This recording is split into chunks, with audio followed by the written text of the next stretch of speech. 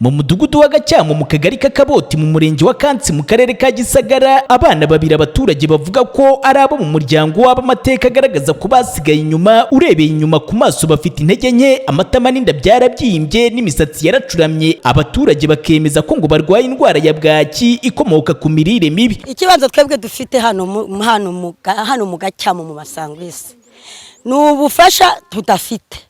None si inkoni umuntu azatwara inkoni igura inote y'ijana, bya bindi ubibone bitunga ba mwana nk'abari abana. Uyu nguyu ni ubarera, undi yagize agahinda nawe aricomokera yigira mu mujyi amutana bariye. Isekuru nta cyane abitayeho, nyina yarapfuye nawe kandi ntiyishoboye, nawe nta kintu yakwishoboza gukura. Nese yajya guca inshuro abafite bari abana babiri, nta muntu wamuha ikiraka.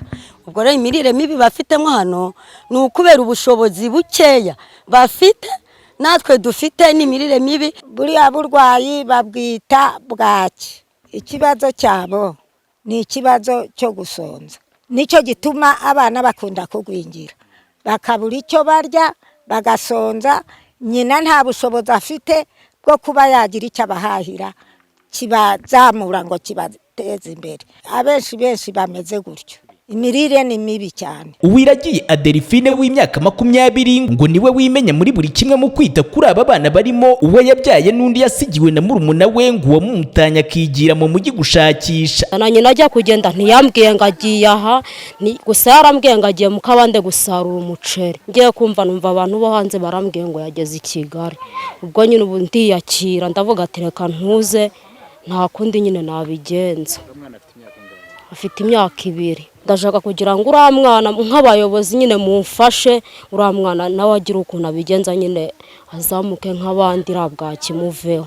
Ariko ntago umwana yaba afite ikibazo n'undi ntabure kutakigera. Ndetse kabo n'abagabo twabyaranye batatwitayeho, nta na mituweli tubona. Niyo mpamvu abana wa mugani babasha no kugwingira. Abaturage baratabariza aba bana basaba ko ubuyobozi bwahugukira kugira ngo imibereho yabo izahurwe bave mu murongo utukura, kuko ngo ababarera nta bushobozi bafite. Turabasabira ko nyine namwe mwagenda mugakora ubuvugizi bakabona ubufasha. Nta na mituweli bagira, nashinge nta rugero. Turabasabira ubufasha kugira ngo bari abana bafashwe nabo bazamuke batera imbere. Umunyamabanga nshingwabikorwa murenge wa Kansi Madame Caritas Mukakarangwa mu cyizere yaduhaye cyo kutuvugisha kuri iyi ngingo, twamaze gutunganya iyi nkuru kikiraje amasinde. Uburyo bukoreshwa mu kuvura iyi ndwara ya bwaki nta bundi uretse kuvugurura imirire y'umwana bamugaburira ibiryo bikungahaye ku ntungamubiri. Gusa nko kuri aba ngo imbogamizi zihari nuko imiryango bavukamo nta bushobozi bafite bwo kubabonera iyo ndyo yuzuye, bagasaba leta kubitaho byihariye kugira ngo hirindwe ingaruka ngo zanatangiye kubageraho, haba mu mikurire isanzwe ndetse no ku mitekerereze yabo.